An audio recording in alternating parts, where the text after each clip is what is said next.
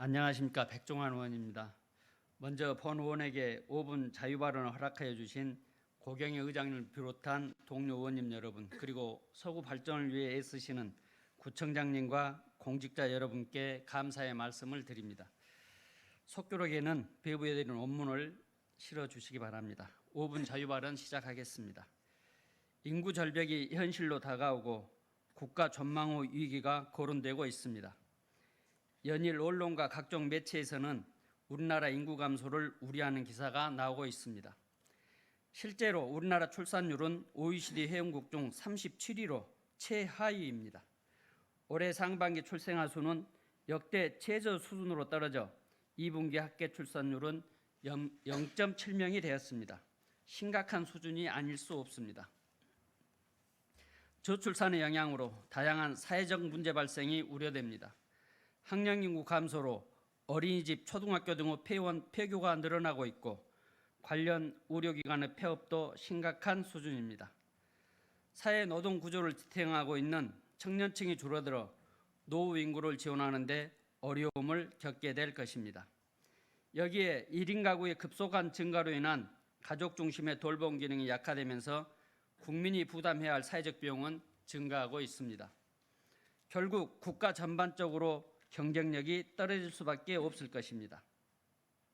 정부는 기존의 출산 정책을 전면 재검토해야 합니다. 청년들이 결혼과 출산을 기피하지 않도록 양질의 일자리를 창출하고 주거와 출산, 양육을 위한 파격적인 혜택을 마련하여 아이 낳아 기르기 좋은 환경을 조성해야 합니다. 본 의원은 저출산 극복을 위한 대책의 하나인 난임부부 지원에 대한 이야기를 하고 싶습니다. 최근 사회 환경적인 영향으로 난임 인구가 증가하고 있습니다. 건강보험 심사평가원의 자료에 따르면 해마다 20만 명이 넘는 국민이 난임으로 인해 치료가 필요한 상황입니다. 그러나 2022년 난임 시술비 지원 사업이 기초자치단체로 이양되어 지자체별 자율적인 사업 추진이 가능하게 되면서 지자체의 재정 여건에 따라 기준 중위소득 폐지, 한방치료 지원, 난임 검사비 지원 등 지원 방식과 지원 금액이 달라지고 있어 지역별 편차가 발생하고 있습니다. 광주 서구의 경우 난임부부 시술비 지원 건수는 해마다 증가하고 있지만 예산 부족으로 인해 매해 미지급분이 발생하여 그 지급이 다음 연도로 미뤄지고 있는 상황입니다. OECD 회원국 중 출산율 1위 국가인 이스라엘의 경우 난임 치료를 위한 의료 비용을 의료보험으로 지원해주고 여성 나이 45세까지 자녀 2명을 낳을 수 있도록 최애 수정 비용을 국가가 전액 지원해 줍니다. 그 외에도 스웨덴 등의 국가에서는 소득에 상관없이 지정된 지원 횟수에 한해 비용 전액을 지원합니다. 본 의원은 이번 회기에 난임으로 고통받는 부부의 경제적 부담을 경감해 주기 위해 난임 극복 지원 조례를 제정하였습니다. 국가 지원에 부족한 부분을 메꿔 난임 부부의 부담을 덜어주기 위한 조례 제정이나 사회적 위기의 극복은 개인이나 지자체가 감당할 수 있는 부분이 아니라고 생각합니다.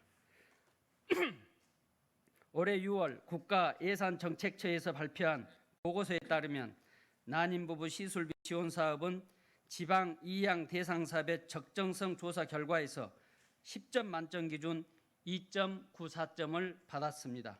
이는 이 지원 사업이 국가 사무에 적합하다는 평가인 것입니다. 이러한 점을 감안할 때 모든 출산 장려 정책은 국가나 광역자치단체에서 전폭적으로 시행하는 것이 타당하다 할 것입니다. 이를 기초자치단체에 맡겨놓는 것은 매우 부적절하다고 할 것입니다. 이에 대해서는 보건복지부 및 광역단체장과 정책적 협의가 필요하다고 할 것입니다. 정책의 전환이 이루어지기 전까지는 기초자치단체에서 이를 수행함에 있어서 난임부부의 현실적인 지원 방안 마련을 위해 힘을 써 주셔야 할 것입니다. 경청해 주셔서 감사합니다.